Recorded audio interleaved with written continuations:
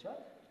ግን እቺን ፍላግ እንሰካታለን ቻርጀሩ ጋር ቀድመን እንሰካታለን ማለት ነው። በዚህ መልክ ዜን እቺ እንግዲህ ይሄ የዚችን ሞተር ነው እንጂ ያወራሁት እዚህ ጋር ሊመጣ ይችላል፣ እዛ ጋር ሊመጣ ይችላል፣ እዛም ጋር ሊመጣ ይችላል። እንደ ሞዴሉ ችግር የለውም። ሶ እቺ ናት። ደን እቺ ሶኬት 220 ላይ ስትሰካ ምን ታሳየናለች? ላይት ታሳየናለች። ምን አይነት? አረንጓዴ ላይት ያሳየናል።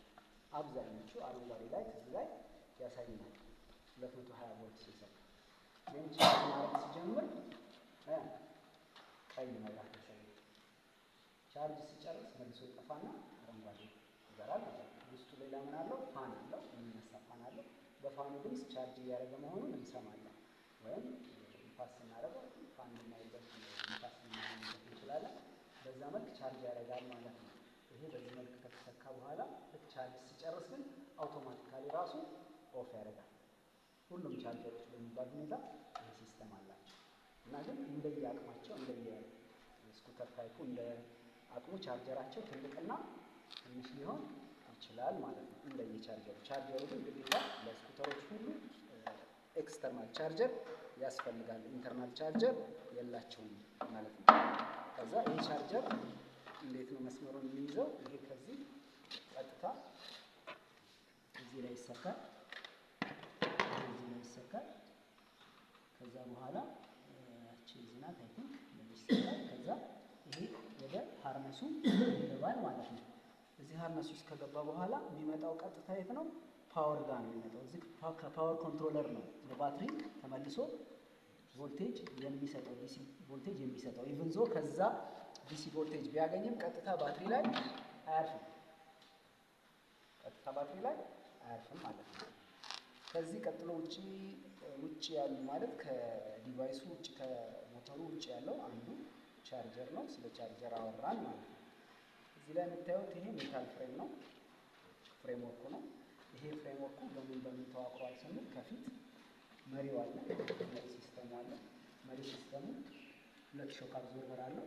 እዚህ ጋር በቤሪንግ እና በሴንተር ቦልት ተያይዟል። ይሄ ሴንተር ቦልት በቤሪንግ ሰስፔንድ አድርጎ የፊት ጎማውን ይዞልና ከዛ እነዚህ ሾክ አብዞርበሮች አሉ። እነዚህ ሾክ አብዞርበሮች እዚህ ጋር ይታሰራሉ። ከዛ ሃውሲንግ አለ እዚህ ጋር አፐር ቤሪንግ እና ሎወር ቤሪንግ አለ። እዚህ ጋር ሁለቱ ቤሪንጎች ልክ ሳይክል ማለት ወጣችሁ ታውቁ ከሆነ ከሳይክል ሲስተም ጋር አንድ አይነት ቤሪንጉ ከፍና ዝቅ ከማለት ውጭ። ከዛ እዚህ ጋር ሁለት ቤሪንጎች አሉ። እነዛን ቤሪንጎች አጀስት በማድረግ ቶርክ በጣም ሳናበዛ አስጠግተን ግሪስ አድርገን እነዚህን እናስራለን። ከዛ ስፕሪንግ ሲስተማችን ፎርም ሆነ ማለት ነው። ቀጣዩ ሌላው ፍሬሙ ነው። ይሄ ፍሬም ይመጣል። እዚህ ጋር ከኋላ ሲመጣ ደግሞ እነዚህ ሁለት ሾክ አብዞርበሮች ይዞ ሰስፔንድ አድርጎ ያቆምልናል ማለት ነው። ይሄ ስትራክቸሩ ነው። ከዛ ቀጥሎ ወደ ፓወር ሲስተም ስንመጣ ፓወር ሲስተማችን ትልቁ መጀመሪያ ከባትሪ ይነሳል። ባትሪ እንደምታዩት 6 ባትሪዎች አሉ እዚህ ጋር 1 2 3 4 5 6 ከዛ ሲሪየስ ተያይዘዋል። እነዚህ ሲሪየስ ተያይዘው ስንት አውትፑት አላቸው? አንድ አውትፑት አላቸው ማለት ነው። ይሄ ዲስ ኢዝ ኔጌቲቭ አውትፑት አንድ ኦልሶ ሂር ኢዝ ፖዚቲቭ አውትፑት። እነዚህ ሁለቱ ፖዚቲቭ አውትፑቱ በምን ውስጥ ያልፋል? በብሬከር ውስጥ ያልፋል። ለሴፍቲ ብሬከር እዚህ ጋር አለን ማለት ነው። ዜን ወዴት ነው የሚመጣው? ይሄ ቀጥታ መጥቶ ይሄ 72 ቮልት ወደ ሞተር አይሄድም። ይሄዳል አይሄድም። ወዴት ነው የሚመጣው? ቅድም ተነጋግረናል። ኮንትሮለራችን ይሄ ነው። ይሄ እንግዲህ አስቡ። ይሄ 72 ቮልት ይመጣና እዚህ እነዚህ አያችኋቸው ጥቁሯና ቀይ የት ያርፋሉ? ኮንትሮለር። የራሳቸው ቦታ አላቸው። ኮንትሮለሮች ሁሉ በሚባል ሁኔታ እንዳትቀላቅሉ ምልክት ያስቀምጥላቸው። ጥቁሩና ቀዩን ገለባብጣችሁ እንዳትገቡ። ለምን? እዚህ ላይ ኮራፕት ፕሮግራም ስለሚያበላሽ ቀጥታ እዚህ ጋር ቀይና ጥቁር ምልክት ይሰጣችኋል። ወይም እዚህ ጋር ፕላስና ማይነስ ያስቀምጣል። ተርሚናል እንዳትገለባብጡ ማለት ነው። ስለዚህ ፖዚቲቭ ተርሚናል ከፖዚቲቭ ተርሚናል ከኔጌቲቭ ጋር ይገባሉ። ከባትሪ የመጡት እዚህ ቀጥታ ይገባሉ ማለት ነው።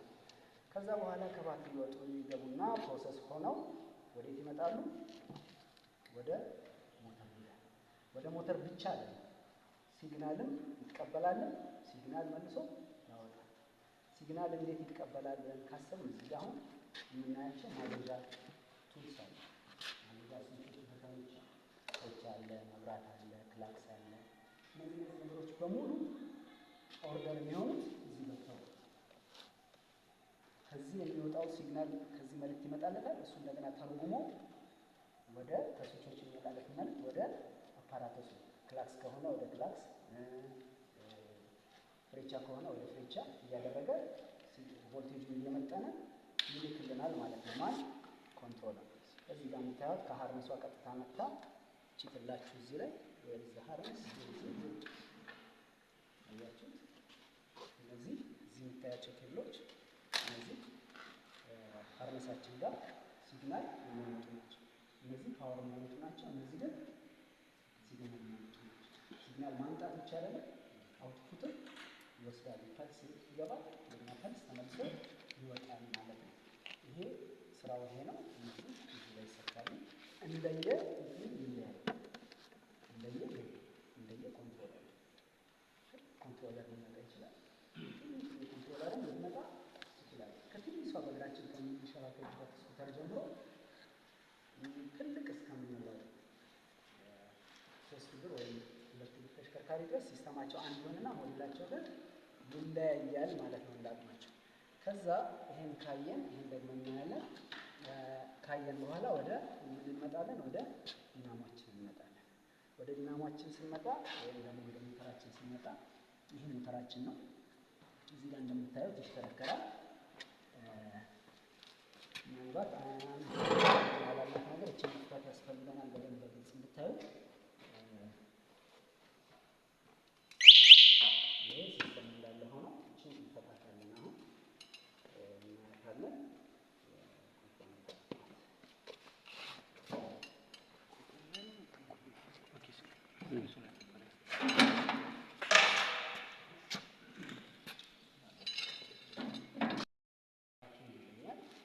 ከዛ ሬዲ ያደረኩት ሬዲ ሲሆን ከዛ ምን አደረኩት ነበር።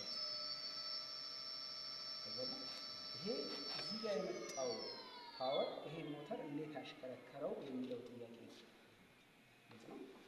ይሄ ቮልቴጅ ከየት ያገኘውን ቮልቴጅ ነው።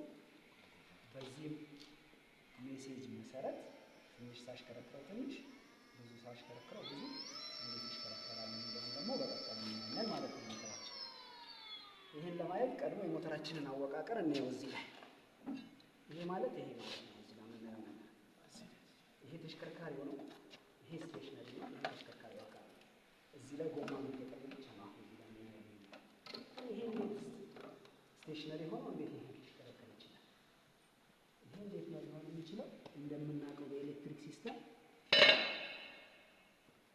ይሄ ዋይንዲንጋችን ነው። ስቴሽነሪ ነው ብያቸው በምን ተይዟል? በቦልት ተይዟል። ሻፍት ሶሊድ አይሽከረከርም። እዚህ ግን ምን አለ? በኮይል ፋንታ ኃይለኛ ማግኔት አያችሁ። በዋይንዲንጉና በዚህ መካከል ምን አለ? ማግኔቲክ ምን አለ? ማግኔቲክ ፊልድ አለ። እዚህ ውስጥ ምን አለ? ፓወር አለ። እዚህ ላይ ኃይለኛ ፓወር አለ። በማግኔት የተሰራ ማግኔት የሚመነጭ ኃይለኛ ፓወር አለን ማለት ነው። ተግባባን? ይሄ ፓወር ሁሌ ሬዲ ነው። ከዛስ በእነዚህ ከቨሮች አማካኝነት እዚህ ጋር ምን አለን? ቤሪንግ አለን። ይሄ ነገር ተንጠልጥሎ በፊልዱ በዚህና በዚህ መካከል አሴምቶት እንጂ ኮንታክት የለም። የተግባባን ነው። አሴምቶት እንጂ ኮንታክት የለም። ስለዚህ ሁሌ ሬዲ ነው ማለት ነው። ኢሚዲየትሊ ኤሌክትሪክ ሲግናል ወይም ኤሌክትሪክ ቮልቴጅ ባገኘ ቁጥር ምን ይሆናል? ይሽከረከራል። ስለዚህ ሎጂኩ ይሄ ነው ማለት ነው። ብዙ ሴክሬት ሳይኖረው ቴክኒኩ ይሄን ይመስላል። ይሄ በዚህ መልክ የሚሽከረከር ከሆነ እዚህ ጋር ግን ከዚህ ፐልስ የምታስተላልፍ ይሄ ስለተበታተነ ስለሌለ ነው። ምን አለች እዚህ ውስጥ? ሴንሰር ቦርድ አለች። እዚህ ውስጥ እቺ ሴንሰር ቦርድ እዚህ ላይ ትለጠፋለች። ስለዚህ አሁን ፓወር ተሰብስቦ በዚህ ቀዳዳ አመጣ ያያቸዋል። እቺን ቀዳዳ ያያቸዋል። እቺን ቀዳዳ ፓወር ኮርድ የሚገባበት ኬብሉ በዚች ውስጥ ገብቶ በዚች ጋር ይወጣና ከነዚህ ጋር ይገናኛል። ከዚህ ጋር በተጨማሪ ጋር ከዚህ ጋር አብራ የምትሄድ ምናለች ሴንሰር ቦርድ የምትባል ትንሽዬ ቦርድ አለች። ምንድነው ስራዋ? እዚህ ጋር አርፒኤም እና እንትኑን መለካት፣ እዚህ ላይ ያለውን ፍጥነት ሲግናል ለማን የምትልክ? ለኮንትሮለር የምትልክ። እሷ ማለት ይችላችሁ እዚህ ጋር አያችኋል። ይሄ ሶስቱ የሞተሩ ነው፣ ወደ ሞተሩ ፓወር የሚወስድ ነው። ከሱ ደግሞ የሞተሩ ፓወር መውሰዱንና ዙሩን ለክታ የምትለክ ፐልስ የምትልክልን ደግሞ ምናለች? እዚህ ጋር ምናለች? ኮንትሮል ማነው ሴንሰር ቦርድ አለች። እቺ ሴንሰር ቦርድ እዚህ ውስጥ ነው ያለችው። ነገር ግን በዚህ መልክ በእነዚህ ኬብሎች አማካኝነት ይችላችሁ ይቺ ኬብል እዚህ ላይ የምታርፈው ምናልባት ለሁላችሁ እንድትታይ እዚህ ላይ የምታርፈው ከሴንሰር ቦርድ የምትመጣ ናት ማለት ነው። ሶ እዚህ ላይ ኤኒ ችግር በሚመጣበት ሰዓት እንትናችን ኤም ያበራል። ሴንሰር ቦርዷ ፌል ካደረገች ዳሽቦርዳችን ምን ያበራል? ኤም ያበራል። ኤም አበራ ማለት ምን ማለት ነው? ሞተር ላይ ችግር አለ ማለት ነው። ስለዚህ ሞተሩን ከፍተህ እቺን ዙሪያውን ብሎን ፈተህ እቺን ነገር እንደዚህ መተህ አውጥተህ ስታያት ሴንሰር ቦርዷ ላይ ቦርዷ የተቃጠለ ፊት ለፊት ካላት ምንም የምትጠገን አይደለችም። በነገራችን ላይ በጣም ትንሽ ማይክሮቺፕስ ናት። ራሷን መልሰህ ሪሙቭ ሪፕሌስ ነው የምታደርጋት እና ያችን በካውያ አላቀህ ቦርዷን ትቀይርላታለህ ማለት ነው። ያኔ ይሰራል። ካልሆነ ደግሞ ልክ እንደዚህ በጉልበት ወይ በተለያየ ምክንያት በርን ሊያደርግ ይችላል ሞተሩ። አያችሁት? ይሄ አሁን ምን ሆኗል? ሞተሩ ዋይንዲንጉ ተቃጥሏል። በዚህ ምክንያት ምን ሆኗል? ይሄ መጠቅለል አዋጭ ካልሆነ ምንድነው የምታደርገው? ሙሉ ሞተር ትቀይራለህ ማለት ነው። በዚህ ምክንያት አሁን ለእኛ መማሪያ የሚሆን ይሄ ዋይንዲንግ መጥቷል። በነገራችን ላይ ሞተሮቹ እንዳልኳችሁ የዚህ ሲስተም የሚጠቀሙ ከሆነ እንደየአቅማቸው እንደ ዋቱ ከፍታ እንደ ጉልበቱ እንደሚጠቀሙ ጉልበት ሞተሮቹ ትልቅና ትንሽ ሊሆኑ ይችላል። ትልቅ ሊኖር ይችላል። ትንሽ ብቻ አይደለም። እንደየሞዴሉ ሲፈልግ ዋይንዲንግ ትልቅ አድርጎት ጋራ የሚወጣ ሊያደርገው ይችላል። ትልቁ የፈረስ ጉልበት ትልቅ ሞተር ትልቅ ስራ ነው። እንደዛ ማለት ነው። ቀደም እንደነገርኳችሁ ጉልበቱም ባትኑም በዛ መልክ ካልኩሌትድ ሆኖ ይገጠማል ማለት ነው። እዚሁ ዲናሞ ላይ ሳንወጣ ሌላ ምን አለው? ብሬክ ሲስተም እዚሁ ላይ አለው። ይሄ ብሬክ ሲስተም አጋጣሚ የሆነ ይሄ ሜካኒካል ነው። እዚህ ላይ ሜካኒካል ብሬክ ሲስተም አለ እና ይሄ ብሬክ ሲስተም ነው ከዚህኛው ጋር ቀጥታ የሚያያዝ ማለት ነው። ይሄ ማለት ነው እና እዚህ ብሬክ ሲስተም ላይ አብሬ ከሞተር ጋር ማነሳላችሁ ምን አለ መሰለህ? እዚህ ላይ እንደምታዩት ይሄ ሜካኒካል ፍሬም ማለት ካቦ ነው። እዚህ ላይ የምታዩት ግን ይሄ ሜካኒካል ፍሬም ለምሳሌ አሁን ትሮትሉ እየነገረ እየተሽከረከረ ነው። የያዝኩት የፊት ፍሬም ነው። ለምን ቆመ ነው? የያዝኩት የፊት ፍሬም የኋላው ራስ ከኮንትሮለሩ ወደ እንትን የሚሄድ ከኮንትሮለሩ ወደ ሞተሩ የሚሄድ መስመር ማላቀቅ ምን አለው? ኤሌክትሪካል ሲስተሙ አለው ሲግናል ይቆርጣል ማለት ነው። ፍሬኖቹ ስንት ስራ አላቸው? ሁለት ስራ አላቸው። ሜካኒካል ሆኖ ቢቀር ኖሮ በሆነ ምክንያት አንተ ፓወር እየሰጠህ እንደዚህ እየሰጠህ ብትይዘው ባይቆርጥ ኖሮ ምንድን ነበር የሚፈጠረው? መስኪድ አንድ ሌላስ ሁለት ሜካኒካል መልስ ነው የተመታው መሰለኝ። አንድ መልስ አልተመለሰም። እንዲህ እየሰጠው ያው በዚህ ቢሆን ኖሮ ለምሳሌ በዚህ ብቻ ቢሆን ኖሮ እንዲህ ይዤዋለሁ።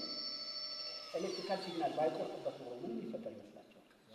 ሞተር ኦፍ ታደርገ ሎድ አትርሱ። ኤሌክትሪክ ሞተሮች ሁሌ ሎድ አለ። ምን ይሆናል? ይቀጥላል። ግን እቺ ነገር ባትኖር እቺ ኤሌክትሪክ ሲስተም ባትኖር ሰው ፍሬን ይዞ ሊነዳ ይችላል።